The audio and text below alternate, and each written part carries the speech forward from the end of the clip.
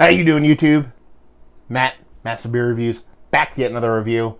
A little bit of aged, sour, cherry creekish kind of time in the form of the Alchemist brewings. It's their Petit Mutant, Mutant, actually.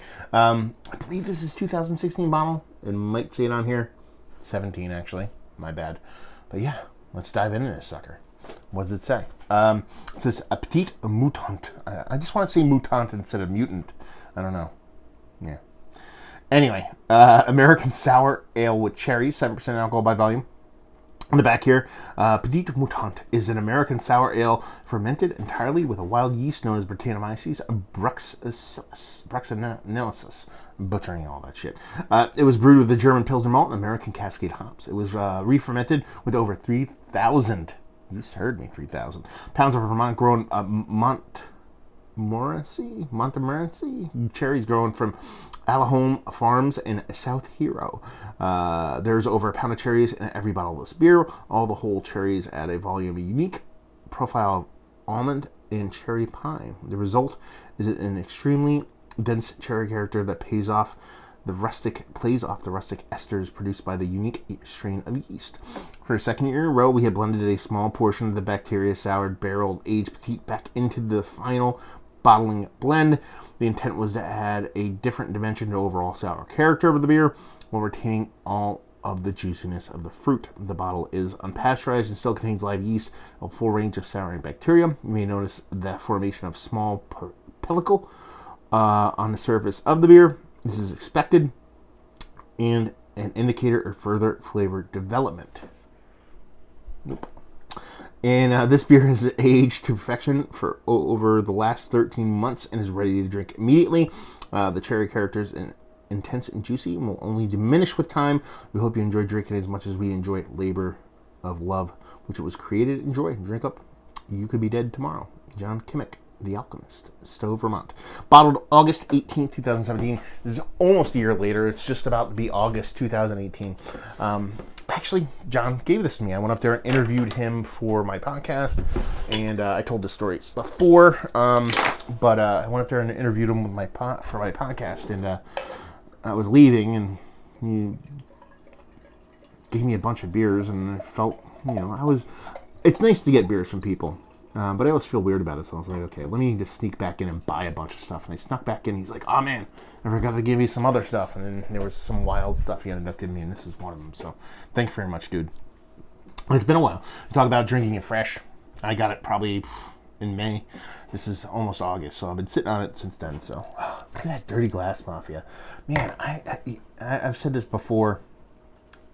Where I live now, there's something in the water because I cleaned this glass like proper before I did this review. Anyway, what do we have here? Strikingly clear, rich red. It looks like a raspberry juice. It looks like almost like a more darker, more dense, more rich version of a cranberry juice. It's super clear. Not much of a head on her. And she looks more like a sparkling red wine than anything else. So yeah, there's some cherries in there. Let's even get a nose on her. That's super soft and super inviting. Honestly, there's cherry in there. And be like, no shit, Sherlock, look at the fucking beer. But it's not like super tart, super acidic, super jumping in your face. Neither the beer nor the cherries. The cherries are coming off soft, like almost like I don't want to call them like a candied kind of maraschino cherry juice, but add a little bit of sweetness to it to cancel out a little bit of that tartness, a little bit of that, acidity you naturally get from the fruit, enough to make that happen. Then you end up with this soft kind of cherryness. It's not candied, like it's not like, fruit punch or Jolly Rancher or anything like that. It's just enough sugar to that cherry to where you're just canceling out some of that tartness, some of that sweetness. That's kind of what you're getting in here, but it's still inherently a sour beer. Nothing too crazy though. Soft grain, like that Pilsner maltiness in there, combined with that soft, slightly sweetened enough to knock out the acidity, kind of cherryness, with the ever so slightest bit of tart funkiness. I mean, so soft, so gentle. Let's dive in. Cheers.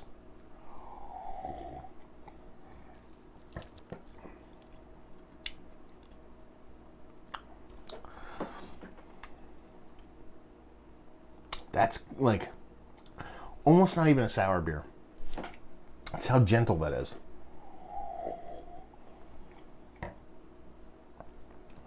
It's almost coming off like a cherry wine to me, more than anything else. It's exactly as the nose says.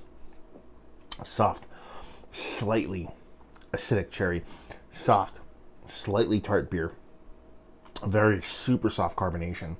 Again, like I said, it's more of a sparkling red cherry wine. There you go, making shit up.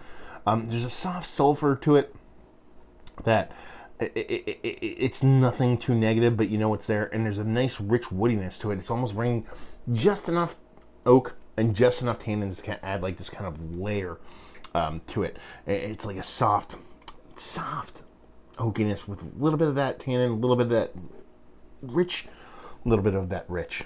That makes sense, right? It's like that little bit of that kind of more adulty kind of vanilla to it. It's not like a synthetic kind of extracty vanilla. It's that vanilla you get from just pretty wood. It adds to that cherry, and there's a lot of bits and pieces going on here, but I have a hard time calling it a beer, to be perfectly honest with you. It doesn't come off like a beer to me. It comes off as a malted beverage of sorts, you know what I mean? More kind of like its carbonation so low. The cherry in that sourness, for lack of a better term, of the beer, so reserved. It just comes off more as like a sparkling cherry wine to me than anything else. That's not a negative. I like it. I think it's fun. It's not really beer. It doesn't. You give me this and go, try this sour beer, and I drink it and go, I don't think this is a sour beer. It's not a negative to me. But yeah, I dig it. I think it's fun. I know it's fun. Why did I say I think it's fun? I know it's fun.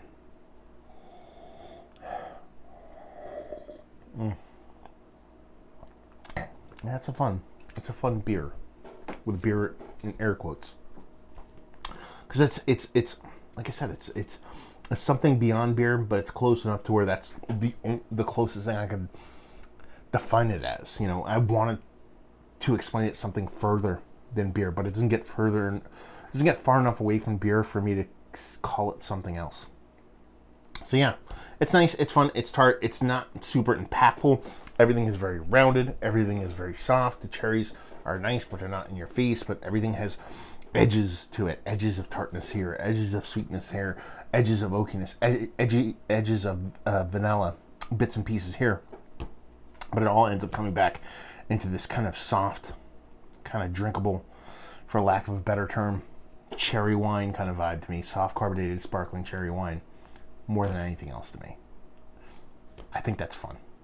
So let's talk about it. Is it one of the better sour beers I've had as of late? I wouldn't even classify it as a sour beer. It's one of the more fun beers, interesting beers that I've had as of late. Yes. This is the kind of stuff that kind of really just makes my kind of brain kind of churn and spin and all that kind of fun stuff. So I'll be sipping on this for a bit and just kind of really just kind of dive into it and see what's what, because stuff that kind of piques my interest. Value and availability, I don't know.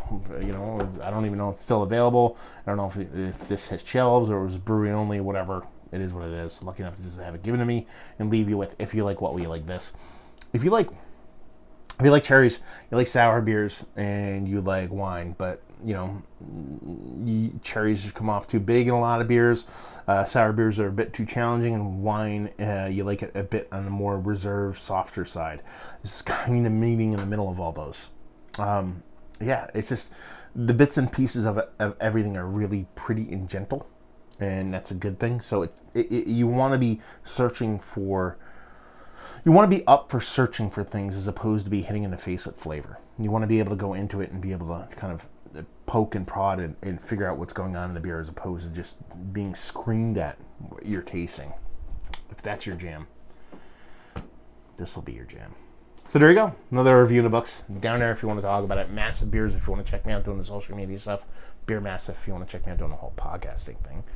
And hopefully you guys enjoyed the review. Hopefully enjoying a nice, delicious beer right now. Hope to see you next time. Cheers.